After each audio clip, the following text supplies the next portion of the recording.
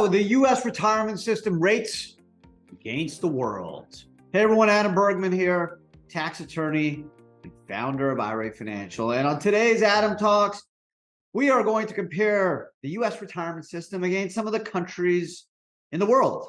Kind of see how we're doing. Quick summary, we're not doing as well as we should.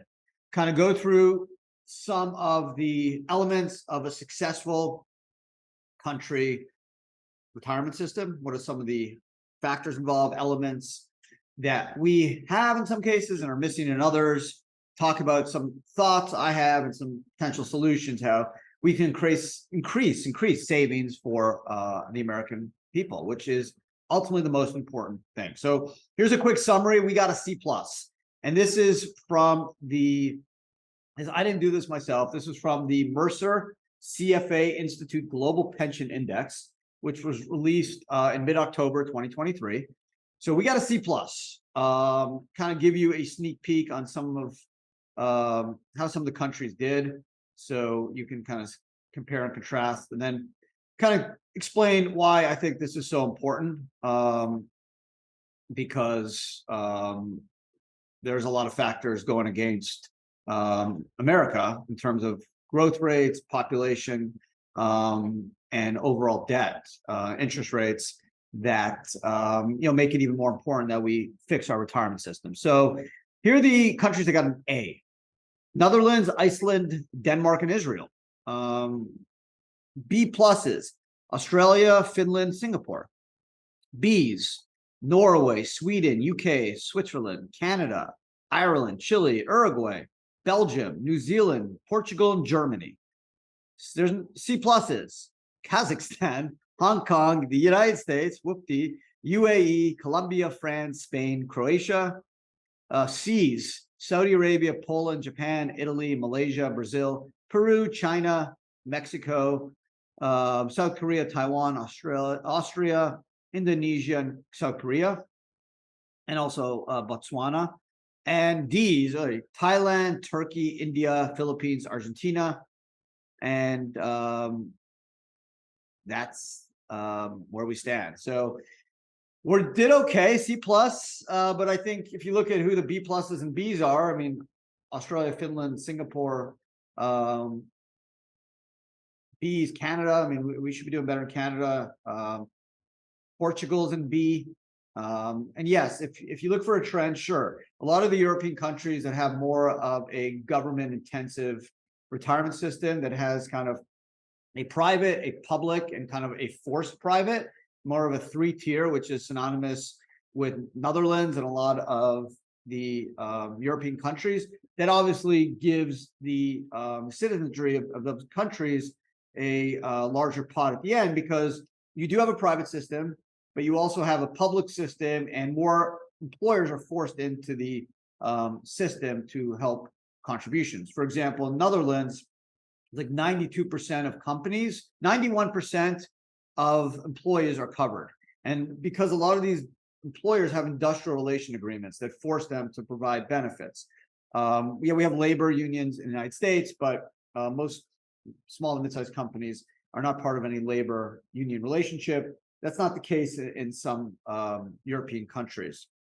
So that's just one factor. But wherever you stand on that, there's still more we can do, which I'll get into in a minute. So let me just go through some interesting statistics, kind of shed light on where we stand today. So we came in 22nd out of 47 countries, slightly lower score than a year ago. So obviously the way we save is through Social Security and 401ks, right? Over the last 20 years, there's less and less defined benefit pension plans, which was more synonymous with like General Electric, IBM, larger companies in the 50s, 60s, Ford, GE, that had very, very strong pension plans. Unfortunately, they were very costly to the employers, and that's why when ERISA was created in 1974, a lot of companies moved away from DB plans to DC, defined contribution plans, which put more of the responsibility on the employee versus the employer. Whereas a defined benefit pension plan, the employer has pension responsibilities, based off age, years of service, and that goes really until they leave the company, and then there's responsibility on behalf of that employer to continue making pension payments to those former employees. So it's obviously very good for the employee, but a much bigger burden for the employer. And that's why there's been a strong movement to define contribution plans where once they leave, the employer doesn't have responsibilities because they're not defined benefit plans, and more of the responsibility falls on the shoulders of the employees. So we have a system that generally provides benefits to like white collar labor union employees, government employees, state employees, but for small and mid-sized businesses, generally only half of these businesses are offering 401k benefits. Yes, there are IRA benefits that anyone could make contributions to so long as you have income, but unfortunately, you're not opted in that. That's something that you have to kind of electively decide to do. Now, there are some state IRA programs that are continuing to pop up, but it's in the minority. Most states do not force small employers to offer any type of retirement plan, including a state IRA program. That could change. So why is this even more important? Why am I talking about this other than, just kind of, it's always interesting to see how the US compares to other systems. Well, it's going to get tougher. Why? We have demographic challenges. Obviously, the baby boomers are getting older. There's more and more people getting to the age of retirement. 10,000 baby boomers are retiring a day. It has major consequences for our system, right? That's more money paying out. The way the system works, it's kind of like a Ponzi scheme, to be honest. You need money going out, but money needs to keep coming in. The issue is we're having less kids, less people are entering the workforce, more people are retiring than coming into the workforce. So obviously what happens is you have more money going out than coming in. That puts a lot of stress on the social security system and on the government, which we know is what is going to happen based off government calculations, that in the next 15 years or so, Social Security could run out of money. So this puts even a greater responsibility on you and me to take retirement savings into our own hands and proactively save. So again, just one thing to clear, this index rates the best systems, the best retirement system, not necessarily the best countries to live, right? I still think the United States obviously is the best country in the world. It's the best place to live, hands down. That's why millions of folks are trying to enter our country, because it's the best country in the world. Doesn't mean we have the best retirement system, but there are things we can do. So I also wanted to focus on Netherlands. Why? Because it was rated the best retirement system. And as I mentioned, the reason it's the best retirement system, not the best country to live in as a retiree, but the best retirement system, is it has a private and public pension account. And as I mentioned, 91% of companies offer plans. 91% of employees are participating. And there's essentially, a public-private, which is almost semi-mandatory because of the industrial relations agreements. And then there's also a supplementary private plan where you can keep adding more money to it. So it's three layers, which actually makes the most sense, right? You have kind of Social Security, you have more of a forced public plan, and then you have a private augmented plan that allows employees of private businesses to add money to it. The issue we have in America is that the way the 401k system works is employers have the burden. So if you do offer a plan, you don't have to, as I mentioned, but if you do, number one, generally most small business plans of 2 to 100 employees will do what's called a safe harbor plan, which generally requires the employer to do a 3% match of an employee's salary, so long as they participate. So let's say you have 10 employees that make on a 50K each, just to keep the numbers simple. So that's 50K, 3% of 50K is $1,500 times 10, that's $15,000 the employer needs to come up with to make contributions on behalf of their eligible employees. Now that contribution is tax deductible, but it's still a cash flow burden on the employer.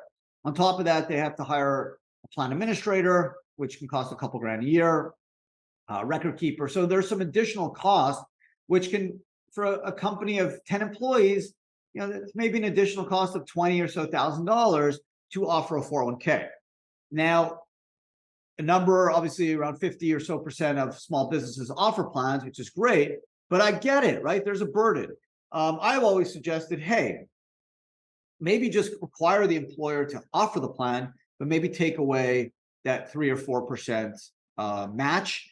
Maybe only do that for companies of 50 or more employees. So let's get the smaller companies of 1 to 50 just to offer the plan.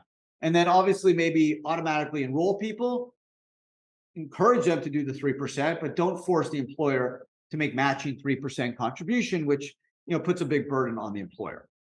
There's some other stuff we can do too, right? We have something called an earned income credit. An earned income credit is if you make less than, it's around $58,000 or so. What that means is the government, it's about 56,000 if you're married, sorry, 63 if you're married, filed jointly. The government will give you a credit, basically that reduces your taxable income, 7,500 or so if you have 3 or more kids, 6,600 if you have 2 kids, 39, almost $4,000 if you have 1 kid, and $600 if you have no qualifying kids. So this is for every family that has less than 56,800 single, or 63 for 3 or more children. Goes down a little bit, 52 or 60 if you have 2 kids. So if you make more than 60, less than 60K and you have 2 kids, you'll get an earned income credit of about $6,600, which will basically reduce your taxable income to zero. And you may get some extra, you will probably get some extra money as well. So I wrote about this a couple of years ago, and this has been out there, but saying, hey, why don't you do this? Instead of giving them a credit, say, okay, maybe give them half of the money in a credit, but maybe put half that money in an IRA or a Roth IRA. So based off the time value of money, let's say you get $6,000, okay, and you put $3,000 for each kid in, or $2,000 or $3,000 for each kid in a Roth IRA, and you do that until they're 18 years old. If you do that from 1 to 18, assuming a 6% rate of return, they'll have $85,000 tax-free when they're 18, which can help for school or buy a house. If you do a 7% rate of return, $92,500, right? So this is only on $3,000 from each kid being 1 to 18. So you say, hey, give you a credit, so you kind of zero out your tax for that year. And then instead of just giving you extra money you can put in your pocket, maybe we'll put that in savings for you in a Roth IRA. You can't touch till you're maybe 18 or later. We can, some type of Roth IRA type earned income credit that once they're 18, or maybe instead of 18, maybe you want to do 21. Now, instead of having 80 or 95, you'll have 123,000, right? And then with that money, they can use that for school or buy a house. And, that's obviously a huge benefit for someone that is making, as part of a family that makes less than $60,000. They potentially could have a massive amount of savings, more than most of us at that age. Again, I'm not sure how it would work, or I'm not even saying this is something that makes sense, but it just shows you the time value of money. And instead of giving an earned income credit, we can help more Americans save for retirement. Maybe we do this for everyone. Excuse me. Maybe we do this for anyone that makes, every kid gets one of these of $1,000 or $2,000. So let's say we just do $1,500 a kid from 1 to 21. Assuming a 7% rate of return, that's about $61,500. So everyone gets a little bump. Now, will that cause inflation? Yeah, maybe, because everyone gets it. But if you leave it in a Roth IRA and they can't touch it maybe until they're 21 or 31 or 41 or 59, whatever it is, it's a forced savings that will really help our retirement system and help us catch up to Netherlands and some of these other countries. So there you go. That's the podcast for today. C+, hopefully we'll do better next year. But I think the important part is we got to incentivize more small businesses to offer plans, incentivize more Americans to save. Yeah, I know it's tough. Inflation, interest rates, every dollar gets stretched. But maybe through this earned income credit Roth program, we can give people a safety net from basically till they're born until they're 18, where instead of all that money goes to an earned income credit, maybe a little bit goes to each child. So then when they're older, they're going to have a forced, basically, retirement account that will supplement any Social Security or any other savings they receive. So Thank you again for hanging out with me today. I hope you guys enjoyed the podcast. If you have a question, comment, leave it. Look forward to next week. Obviously, check it out. And thanks again for hanging out with me. Hope you guys enjoyed it. Take care.